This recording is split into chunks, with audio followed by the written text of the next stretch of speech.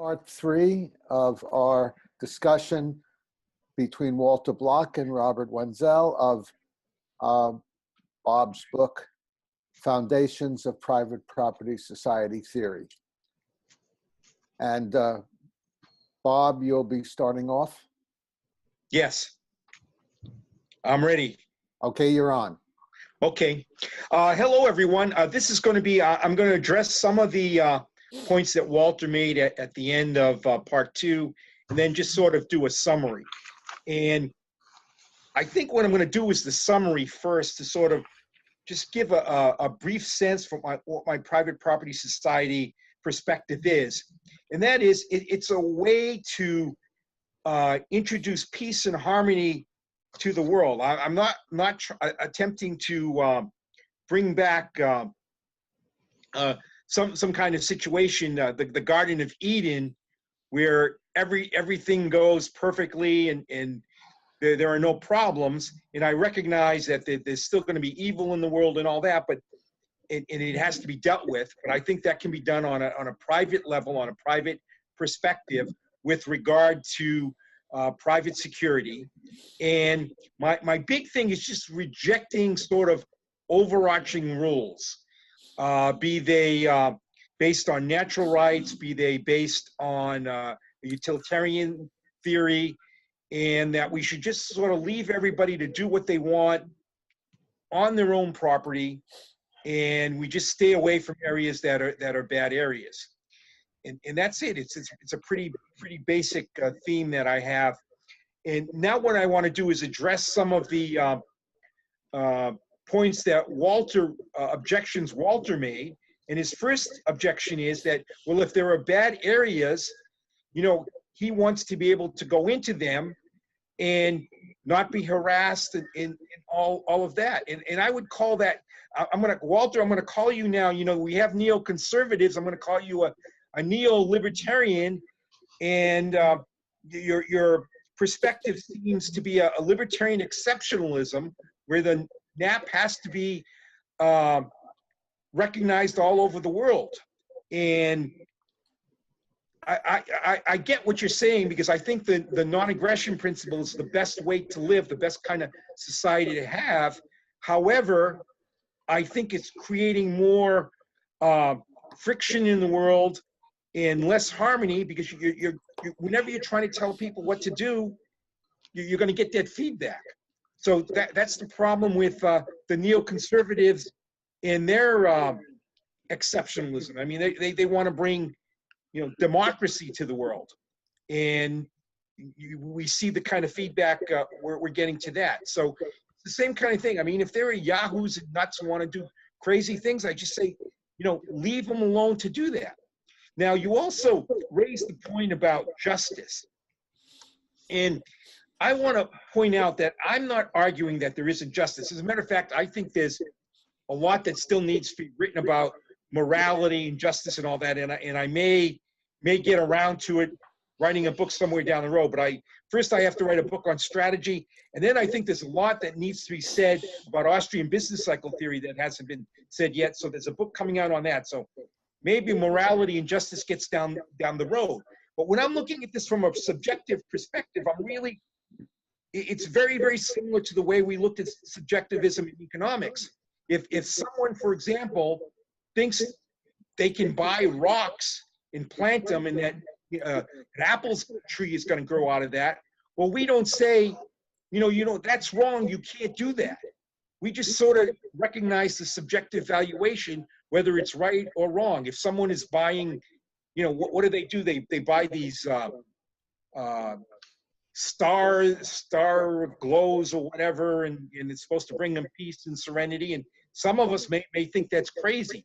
But the point is, from a subjectivist perspective, we sort of just rank and try to understand it. Now, it's not a complete crossover, but it's very close. My private property society subjectivism. It's okay, whatever crazy thing you want to do on your land, it may be morally incorrect. There may be no justice there, but that doesn't mean there isn't justice. That doesn't mean there isn't morality. But for the sake of peace and harmony, we sort of let people do what they want on their property. Now, I also want to touch on the natural rights thing again. I mean, there we're sort of applying a rule to everybody. Remember, Henry Hazlitt called it mystical, natural rights mystical in his book, and he was very heavily influenced by Ludwig von Mises when he put his Foundations of Morality book together.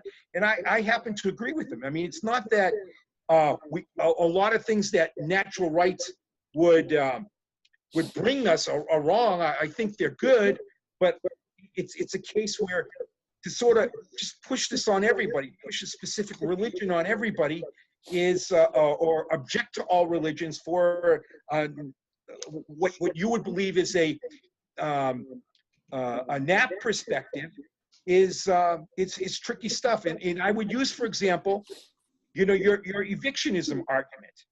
And let's say Ron Paul owns an apartment complex where he rents the apartments above to residential tenants, and then on the ground floor he rents it out to stores and offices. And there's someone in the building, a woman who wants to have an abortion via your eviction theory, and the doctor in the building wants to do the abortion for the woman based on eviction theory. Now, if I understand it correctly, you would think it would be correct to bring in guns and hold them against Ron Paul, who might want to stop that abortion. If you're not, you're really sort of coming to my private property society and saying, hey, look, people can do whatever they want on their private property.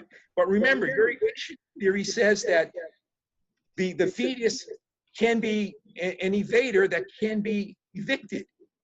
And the doctor is willing to do this. So under your NAP perspective, the attempt by the fetus, the woman to reject the fetus being prevented by Dr. Paul would be a violation of NAP. And it sounds like you would be willing to take guns and hold them against Dr. Ron Paul to allow this abortion to go on. So I put that to you and ask you how you get out of that situation, or whether you would bring the guns in. My solution is simple. People on their own private property can have set whatever rules they want. Now, as far as distribution of land and the locking in view of homesteading, where we mix land and labor, I want to point out, first of all, that's not a natural right. It's kind of a makeshift rule where you can sort of understand how it makes sense, and really how a lot of property would develop in that direction.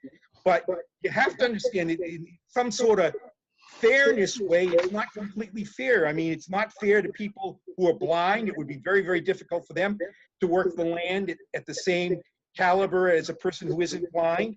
Same thing with a person in a wheelchair. A person in a wheelchair wouldn't be able to work the land the same way, and the elderly wouldn't. So I don't see any natural right. I mean, there's lots of ways to divide land. For example, right now, I just put a post up on Target Liberty where I call for all of us to get together, everybody on the planet Earth, and divide the moon right now between us, so that there'll be no arguments in the future.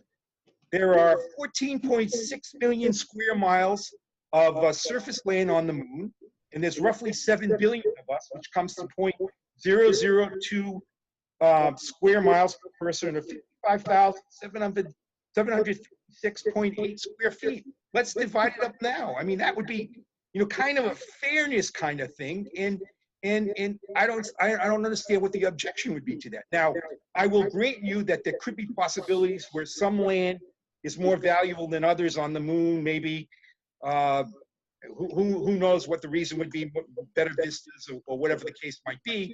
But again, I'm not trying to introduce a Garden of Eden here on Earth or on the moon. Just sort of something where we can all sort of get along to, where it eliminates tension between us and there's more harmony. So I propose we divide the moon up, get scientists to figure out the exact numbers on the square miles, and also the exact number of people on a planet and set it as of a certain date. And then randomly, this would be the key, randomly assign plots to people so no one gets an advantage over a certain plot. And then they could rent it, sell it, do whatever they want with it. But it would be a case where it would eliminate tension, and in a way, if we're, and I hate to use this word fairness because it seems like that's what you're doing with the land labor thing, but it would seem more fair to me because it would give us who are never going to be fly to the moon a shot to get a piece of the moon. It would certainly help out blind people, people in wheelchairs, elderly people, and everything else. So I'm just objecting to the idea that there's some kind of given way that must be observed for these overarching rules. I don't really think they are. And I think that the private property society, getting back to earth here, solves a lot of that by just allowing people to do their own thing on their own property. And when they try and invade another property and do something that is a violation of a property owner's rules, that a private security firm handles it. And that's it, Walter. You're up. Okay, my turn. Thanks, Bob. I don't know if this is going to be the last or if there's going to be part 4, but in case there's no part 4, let me just say that my conflict with Bob is a limited one. I'm a big fan of this book. I urge other people to read it. I urge everyone to read it. I agree with virtually all of it. I think something like 12 out of 15 of the chapters I'm a big supporter of. I disagree with just 3 out of 15 chapters. So and, you know, it's also interesting. We're both anarcho-capitalists. You'd think we're both anarcho-capitalists that we'd have nothing to argue about, but we do. We do. It's fun. Okay. I want to make a few criticisms, and then I'll try to answer the 4 points that Bob made. First, if I had to pick a subtitle for Bob's book, or maybe a different title, like if he didn't have Private Property Society, and I mean this constructively, it would be Live and Let Live. I think a good summary of Bob's philosophy is live and let live. We want to have peace. We want to have harmony. Why should anyone impose anything on anyone else? Let everyone, you know, do their thing. Now, Bob, Private Property Society is a lot more sophisticated than that, but this is sort of a rough first approximation. I disagree with that. I'm not in favor of live and let live. I'm in favor of justice and libertarianism. There is this thing called clitorectomy, where in Africa they cut out the clitoris of girls on the grounds that girls shouldn't, or women shouldn't enjoy sex. I think this is horrific. This is mutilation. This is vicious. There is this thing in India called sati, S-U-T-T-E-E, where when a man dies, they burn him on a funeral pyre, which is okay. What the heck? That's their custom. But then they push the widow out onto the funeral pyre, and they kill the wife. The poor wife didn't do anything. Her husband died. Men die 7 years before women, and usually a man marries a woman who's 3 years younger than him. So this woman, on average, should live another 10 years after her husband, and they're going to kill her. Now, that's vicious. That's depraved. That's unjust. That's anti-libertarian. And I don't want to live and let live. Now, that doesn't mean that I favor a government to go over in India and straighten them out.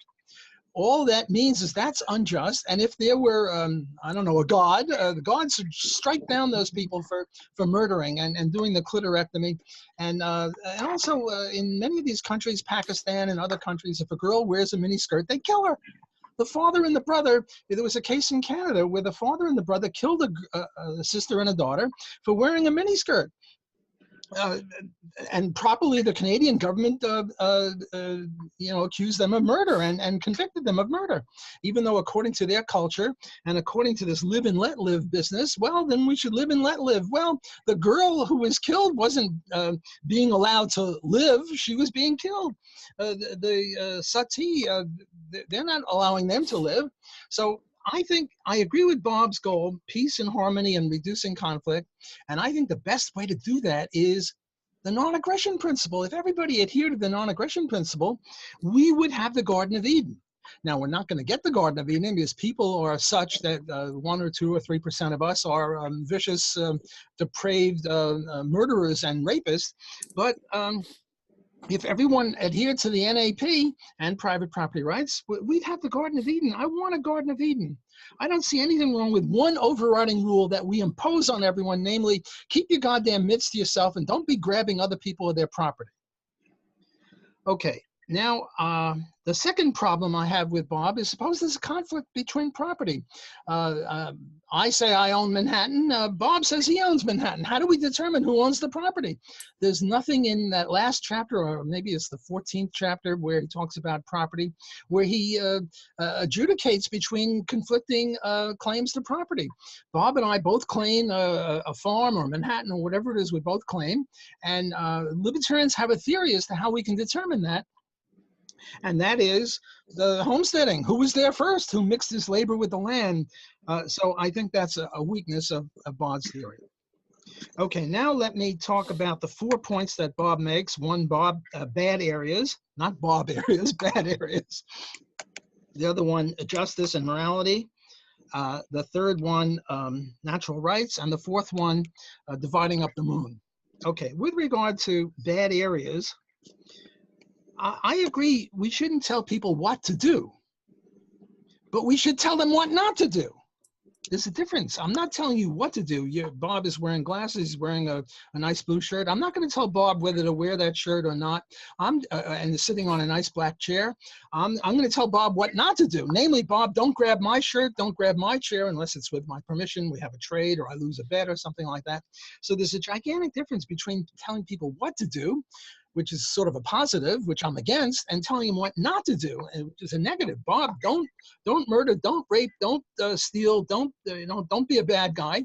And I think I'm not only entitled to tell Bob not to do this, and he me, but the two of us as libertarians are entitled to tell everyone, keep your mitts to yourself, don't grab other people or their property.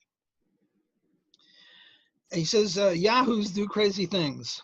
Leave them alone. On their property, yes, on their property, they can do anything they want with other people who agree to it. But if people don't agree to it, well, then they're not entitled to do that. A man kills his wife or he kills his baby on his own property. He's not allowed to do that. If he does that, he's a murderer, and we should stop him. Secondly, Bob mentions morality, subjectivism. I agree with Bob on subjectivism in economics. I'm an Austrian economist, so I'm a subjectivist. But in law, I think being a subjectivist is being lawless. There's no law if anyone can say whatever the law should be. Now, again, in my house, I've had this thing called Murder Park, which I've written about before Bob's book, and it's perfectly reasonable. If I tell everyone, I'm going to give you a gun with 6 bullets, you can shoot anyone else, but you have to respect that every 50 minutes there's a bell, and we're going to ring the bell. You have to stop shooting in my house. And then we cart out all the dead bodies and we bring in new people and we replenish everyone's ammunition. That's fine. It seems like murder, but it's not because it's voluntary. It's agreed upon. But if I have a murder park, an amusement park, and Bob comes in and I shoot him, I'm a murderer and I shouldn't be allowed to do that. So just because subjectivism is good in economics doesn't mean subjectivism is good in law. There is this thing Mises talks about, polylogism. Namely, there's a male logic and a female logic, and there's a white logic and a black logic, and a gay logic and a straight logic.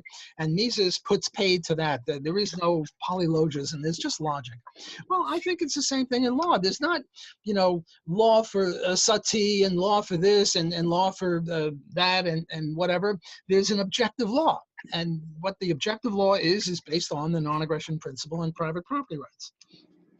Now Bob makes the point about, well, suppose Ron Paul has a house or a hotel or whatever it is, property, and Ron Paul says, no abortions allowed here. Is he allowed to do that? Sure, it's his private property. He can do that. I have no problem with him doing that. He can say that abortions are not on his property. So I have no problem with that. I don't see this as a good reductio ad absurdum, although I appreciate Bob's attempt in that regard. Now, the fourth thing, here I really disagree with Bob, and I'm glad he didn't put this in the book because I think it's very much mistaken. There is this UN Law of the Sea Treaty. What's the UN Laws Sea Treaty? It's that everyone, if we ever privatize all the oceans, everyone should get 1 acre or whatever the proportion is. And namely, it's very eerily similar to what Bob is suggesting for the moon. Namely, there's 14.6 billion square miles of the moon, and there are 7 billion of us. So every human being gets, oh, I don't know, 2 square miles or whatever the, you divide one by the other. I think that's a recipe for disaster, and it's unjust. A recipe for disaster because it'll take away the incentive of people to go to the moon. In other words, let's say I want to go to the moon. And if I want to go to the moon, part of it is to, get a lot of green cheese. I'll have a green cheese mind because the moon is made of green cheese. And if I'm limited by Bob's policy, it's only 2 square miles, I'm not going to go to the moon. So from an empirical, practical, utilitarian. A utilitarian point of view. Thanks, Bob. I appreciate the help. I need all the help I can get. From a utilitarian, pragmatic point of view, this would end moon exploration. But much worse than that would be the deontology. Why do I deserve 2 square miles of the moon? I never came within 1 million miles. If the moon is 1 million miles, I'm not sure how far away the moon is, but I never came within 1 million miles of homesteading anything on the moon. I shouldn't get any moon land. Bob shouldn't get any moon land. Chris Rossini, Michael Edelstein, none of us should get any moon land because we didn't mix our labor with the land. Now, if you're going to, you see, the problem here is that this is exactly what the UN is saying with regard to the oceans, that everybody should get an equal share of the oceans. Why should everybody get an equal share? No, the people who should own the Mississippi River, say, are the people who use the Mississippi River, the people who mix their labor with the Mississippi River water. Namely the John Locke homesteading theory. While you're dividing things up, here's a reductio for you, Bob, to think about. Why should we only divide up the moon? Why should we only divide up the oceans? Why not divide me? Why do I get to own myself? Who says that I should own this body that I'm now beating the chest of? There are 7 billion people. Why shouldn't everyone own 1/7 billionth of me? And Bob, you too. Why shouldn't I get to own 1/7 billionth of you, Bob, and 1/7 billionth of Michael, and 1/7 billionth of Chris, and then everybody owns 1/7 billionth of everybody? Well, if you had that, then we'd all die because. I don't know, because the only way I could determine whether I should have lunch today is a vote of 7 billion people, and that's just not going to happen. So I'm sort of against that. And one other point with the third point of Bob, the natural rights, Hazlitt was saying it's a mystical thing. I'm sort of a Rothbardian on this. I think natural rights is good, but I think even more important, and Murray acknowledged this, is Hans Hoppe's argument from Argument, where he justifies property rights and the non-aggression principle on a deontological basis. So these are my comments. I opened by saying that the best way to have peace and harmony that Bob and I both want is not to live and let live, paradoxically, not let everyone do his own thing on his own property. Everyone can do his own thing on his own property as long as he doesn't violate the rights of anyone. And rights, there is such a thing as rights, at least for libertarians, and the overriding principle of this is the non-aggression principle. Your turn. Okay, so I want to discuss Walter's points. I'm going to sort of move the order around.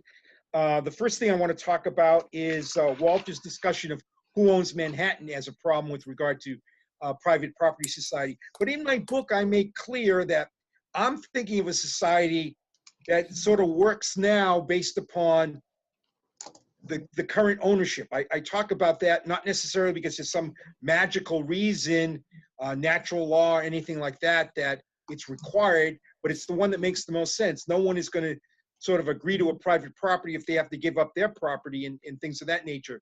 So my answer to who owns Manhattan is, well, it's the people that own Manhattan now, the properties they own. And if you get a bunch of people that sort of say, well, we own Manhattan, then that is going to be a problem, and a private property society wouldn't work. So I'm not talking about a situation where people sort of want to override current property rules. And if there's individual cases where there's an argument over a border or who owns a property, that would be resolved through private security firms and through any judicial process that they would use. So I don't see that as a major problem. As far as the clitorectomy and also the wife burning, I believe as far as the wife burning is concerned, the wives generally agree to that. I'm not 100% certain on that, but I believe that's the case. So if the wives believe are willing to be burned, you know, there's a lot of pain when you leave when your spouse dies and things like that. That might be something that's part of the culture. As far as the clitorectomy, that sort of gets into the whole idea of to what degree do we interfere when we see wrongs in the world? I mean, we can't, and this really goes into morality and justice in an entire different book.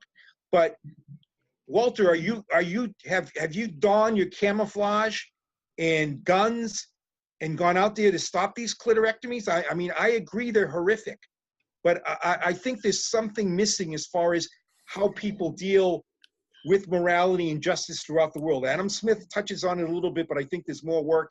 If I ever get done with my other two books, Strategy and Austrian Business Cycle Theory, I will address that more. Now, as far as just injustice overall, and say let's say the clitorectomies were going on down the street, and we decide to, claim this is horrific and it needs to be stopped. But the question always is, as economists, we know this is, well, what is the alternative compared to what? And the minute we start setting rules on other people's property and how they should behave, what we're really starting to do is introduce overarching rules everywhere. And there's just going to be battles for what those rules will be. There's people that think education should be a right, that food should be a right, that a home a place to live should be a right. It's not going to stop because there's no scientific reason for any natural rights as far as I can see. So we can stop and say, hey, this is the only right there should be, but you're just introducing the idea that there should be overarching rules on everybody, and you're gonna start those battles, and we see them now with regard to rights. So I would prefer a situation where, yeah, there might be a few yahoos out there on the extreme, and maybe we send missionaries in, or maybe we even send people in to stop these things. But I would prefer a situation where there are no overarching rules, because you're introduced, that's government, that's really telling people what to do. And Walter, you're contradicting yourself when you talk about Ron Paul, because your idea of evictionism, if I understand it correctly, is that the fetus is an aggressor if the woman doesn't want the aggressor there. So why should we not force Dr. Paul, from your perspective, to allow the abortion? That's an invader from your perspective. So I don't get why you're giving Ron Paul the break. I mean, I'm glad you are, but I think what you're doing there is you're just introducing my private property theory, that he can set any rules he wants on his property, and that gets us right back to the PPS book. As far as homesteading, the land labor mix thing, I don't necessarily have an objection to using that. I'm just arguing that it is not necessarily the only way we can divide things. And as far as dividing the ocean, I'm all for dividing things so that they get into the hands of private people. If we could divide the ocean into private land, that would be great. And if it prevents people, say ships, from coming down the Mississippi, I would think it's a case where that those divisions of water are not going to be worth very much. And we get into the Coasian idea. Now, this is again in virgin land versus what you objected to, where Coase argues that even on private property it doesn't matter because it'll eventually get into the right hands. But if I'll let you get that, Walter. No, go ahead, keep going. Okay. If if we've got this virgin land, it's going to be worth a penny if nobody can use it. So it's eventually going to, no pun intended with the Mississippi flow, but it's going to flow into the hands of people who value it the most. And so we've got two things going on with the division of the ocean. We've got it going into private property hands, and B, we have a system now where it can flow, where people can acquire big chunks or not. I mean, maybe there's areas where it could be argued that it's sort of a private property sector already, where there's lobstermen and things of that nature. And then you're really almost balancing different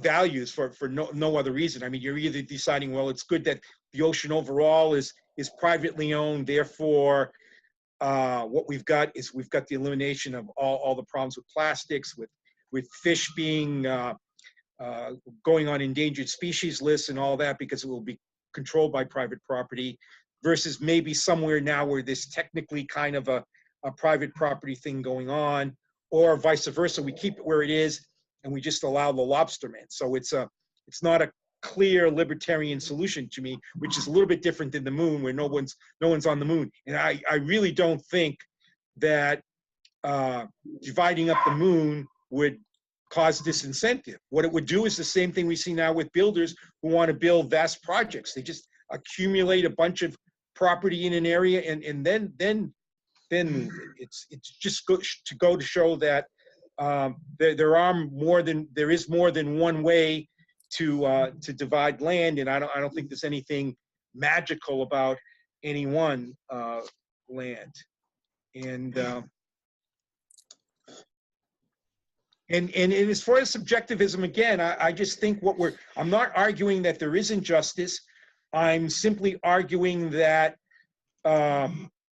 if we start to do this exceptionalism where we say, my justice is the one that works for everybody, then we're just creating battles and all that, versus allowing people to do their own thing. And then if for some reason we think someone's justice is incorrect, then I see that as missionary work to go in there and change that view.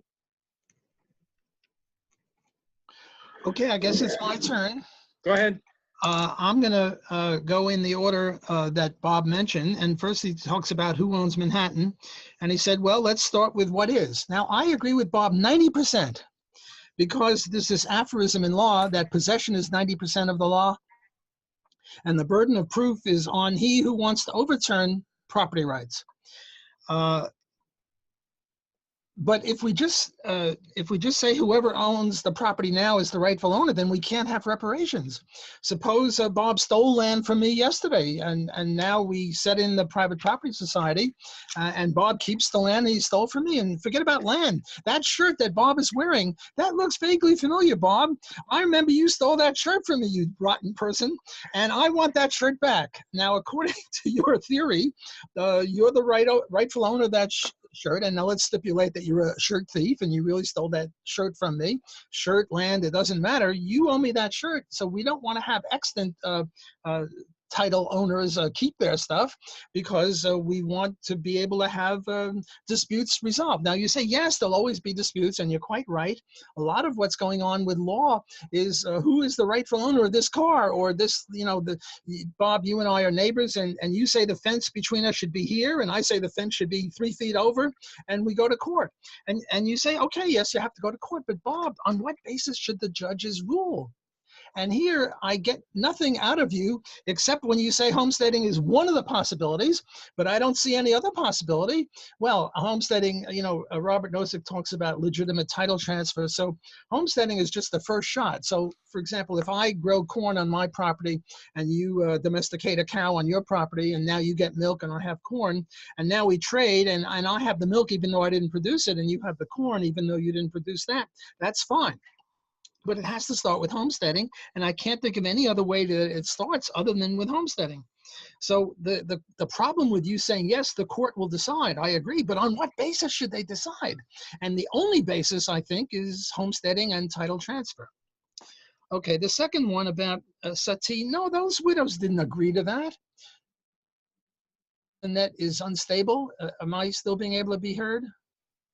You Am I went out for a second, but you're okay now. okay? Uh, let's stipulate, just for argument's sake, arguendo, that those widows don't want to be pushed out onto the funeral pyre. Obviously, Bob, I agree with you that if they agree, then there's no problem. But suppose they don't want to agree. And my contention is that in India, they were shoved onto the funeral pyre, and they weren't willingly going. They had to be shoved. They didn't just march into the funeral pyre. And the thing with clitorectomy, certainly a 12-year-old girl is incapable of agreeing or not agreeing to anything. And I think it's just mutilation. And I think that, you say, to what degree should we interfere when there are wrongs? Well, first of all, Bob, you can't say there are wrongs. You're not entitled to say that sati is a wrong. You're not entitled to say that clitorectomy is a wrong, because you reject the non-aggression principle. On what basis do you say that these things are wrong? And you talk about Crazy Harry in the book. On what basis do you think he's crazy? It's his private property, so Harry does his thing. So you're not entitled to say that it's a wrong. And then you say, well, compare to what? Well, I agree. That's a famous joke among economists. The economist is asked, how is your wife? And his answer is, compare to what? We always have to compare to something. But what you're saying is that if we have one rule, we'll have many rules, because some people think you have a right to education and a right to this. Well, I don't care about that. I don't think that there's any logical slipping point from one rule to a second or a third or many rules. I think we should have one rule, the non-aggression principle. And if our friends on the left want to have other rules, like Bernie Sanders would have various rules about things, well, we can just reject that. But just because you favor one rule doesn't mean you favor other rules. And what you're doing is putting words in my mouth, or attributing to me views that are not logically implied by what I'm saying. I'm saying one rule, the non-aggression principle, and it doesn't necessarily have to go into others. Now you say, well, there are a few yahoos. Again, I object. You're not entitled to call anyone a yahoo or a wrong. You say, well, let's send in missionaries, or then send people in to stop them. Well, now you're agreeing with me. If we send people in to stop them, it doesn't have to be you or I. We have specialization, division of labor. I don't have a camouflage suit. I don't have a rifle. The forces of law and order should do that. Or adopt this following scenario. There's God. God comes down, and God is all powerful. What should God do? Well, I think what God should do is uphold the non-aggression principle. If he were a good God, a just God, he would be a libertarian God, and he would uphold the non-aggression principle. Okay, the third point that you make is Ron Paul. Now look, I agree that the unwanted fetus is a trespasser, and the unwanted fetus should be evicted. Not killed, but evicted. No partial birth abortion in the third trimester, but the unwanted fetus, a woman walks down the street, she gets grabbed, she gets impregnated, and that fetus is a trespasser. She has a right to get that fetus out, but she has no right to have Ron Paul be her abortionist. And she has no right to have that fetus taken out of her, evicted from her on Ron Paul's hospital or in his private property. She can go somewhere else. And if Ron Paul tries to stop her, then I would use violence against Ron Paul, because Ron Paul would then be wrong if he tried to stop a woman from having an eviction, but not an abortion. Now, you say homestead, your fourth point is homesteading is okay, but it's not the only way. Now, look, I agree with you when you say that it's better that the moon be divided per capita by all the people than stay in the commons or under government control. And I agree with you also that it's better that the oceans or the rivers or the lakes or whatever it is be divided by per capita basis, 1/7 billionth for 1 person for every 1/7 billionth of the ocean. Fine, better to get it into private hands than not. But that's not the issue. The issue is, what's the best way to get the ocean into private property? What's the best way to get Mars and the moon into private property and out of the government or out of the commons? And the best way, the only just way, best being pragmatic or utilitarian, and just meaning, well, compatible with justice, the only just way and the only pragmatic way is by homesteading. There's no other way. Dividing it equally is a very bad move, pragmatically and deontologically. Now you say the last point you make is subjectivism and justice. Um, uh, what you accuse me of saying is my justice works for all and that'll create havoc and battles. No, if God came down to the earth and he was all powerful and all benevolent, what he should do is impose the non-aggression principle on everyone. Now it sounds bad. You're imposing something on people, but all you're imposing on them is that they keep their goddamn hands to themselves. They keep their mitts to themselves. They don't grab other people or their property against their will. They don't push any women into sati. They don't do clitorectomy. They don't kill a young Muslim girls for wearing a miniskirt. That's justice. And now it's an empirical issue on which way will we have less conflict and less and more peace and harmony. And what you say is let the sati do their thing. In some Arab countries, what they do with homosexuals, they take them up to the roof and they throw them off the roof. That's very bad. That's horrendous. And what you would do is live and let live. Let the Muslims throw gays off the roof, if I can extrapolate from your views, which I think is highly problematic. No, and yet, yes, it might be, it's an empirical issue. Should we go in, not the US government, God forbid, but should private people like the, what was that called, the Lincoln Brigade in the Spanish Civil War, should a bunch of gays go into Syria or those countries where they throw gays off, a bunch of gays armed with rifles? Would there be more or less deaths if they did that? Well, that's an empirical issue. I don't know the answer to that. But I do know the answer to this. Namely, it would be just if a bunch of armed gays or just armed people went into those countries where they throw gays off of roofs and shot them because they're murderers. And so it's an empirical issue as to which way more people will die if we have justice or not justice. I'm willing to concede that to you. But I think you have to concede to me that throwing a gay off a roof just because he's a gay, and I'm not talking about child abuse gays or anything like that. I'm just talking about consenting adult gays. They throw them off the roof. I mean, and that's just horrendous. I had a full head of hair before I contemplated. And look at me now. I pulled it all out because of that. And I'm not gay, and I don't have any particular brief for gays, but they're innocent people, and they're being thrown off a roof. And you're going to live and let live those rascal, dastardly people that are throwing gays off the roof. Horrible. Okay, I'll take them in the order that you. Actually, Bob, we only have 5 more minutes left to the hour. So shall we continue this next time? Well, let Bob have 2 minutes and I'll have 2. Would that work for you, Bob? What do you think, Bob? Yeah, I can. If we do 2 minutes here, I can go quickly. Okay, first of all, as far as the who would rule on properties, and we're doing a quick 2-minute, folks. Who would rule on properties with regard to real estate? That was first of all, I don't think a lot of real estate property in Manhattan was divided up based upon homesteading. I mean, maybe it was something close, but there could have been other divisions also. But I see no reason that a wise judge isn't brought in and decided which way to divide a property. And again, this does not make it necessary to argue that you can't divide a property on the moon based on a per capita basis.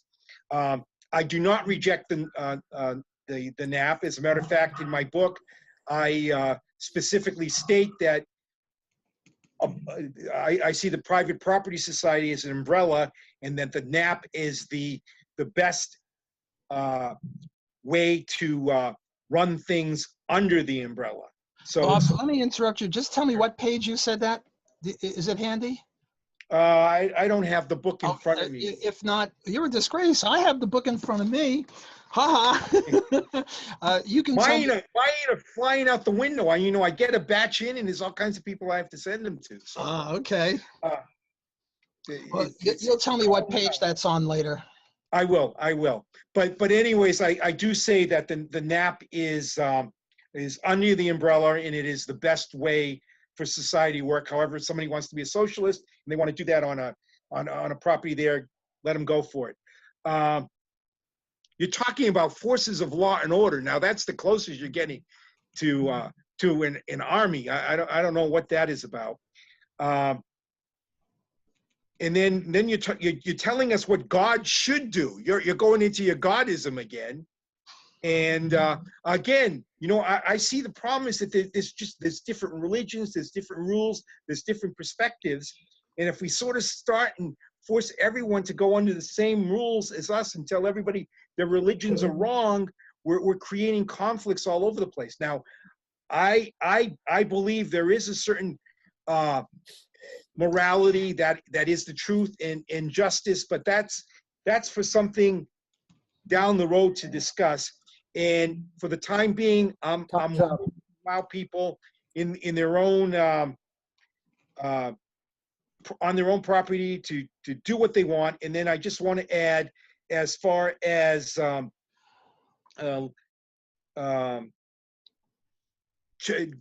at, you know, I'm against gays being thrown off roofs too. And I think the best thing for gays to be, if they are if they're practicing you know, the gay lifestyle, they're certainly old enough to know to get the hell out of those countries. But in addition to that, I would argue neither one of us, Walt, there's all kinds of horrific things going on around the world, and we are not specifically doing anything for it. Time's up. Okay, I'll just get 2 minutes. I think Bob will agree with me that we really should go to part 4. And I just wanted to say a word to Chris. Chris, when you edit this thing, don't edit out the back and forth when Bob and I are very nice to each other and say, oh, you know, do you want to speak or should I speak or whatever? Or when I just interrupted Bob and asked him for the page number, and he was very gracious with my interruption. So I think that part of this debate is the substance, but part of it is the friendship that Bob and I have. And I think that this is also important because we libertarians are always disagreeing on everything. And here we have a good example of doing it amiably and amicably. So, Chris, when you edit this thing, don't edit out the things where, you know, where Bob says, oh, give Walter another minute, or I, you know, say, Bob, would you elaborate on something like that? So I'm not going to say anything. Walter, on that, I'm sorry. I set aside an hour. It's been an hour. So I'll do 2 more minutes if you want to take 2 more minutes. But if there's going to be back and forths, then no, I'm getting the last 2 minutes, and my 2 minutes are up. And I think we should go for. Yeah, we agreed, Walter, to do a part 4. And Chris, I think you should, you know, leave all this into what Walter just said, because I think, you know, it's important to understand all this. So all this, and also include Michael shutting me off, because which was justified, but I had more to say. So it was sort of cut off in mid-sentence there. So.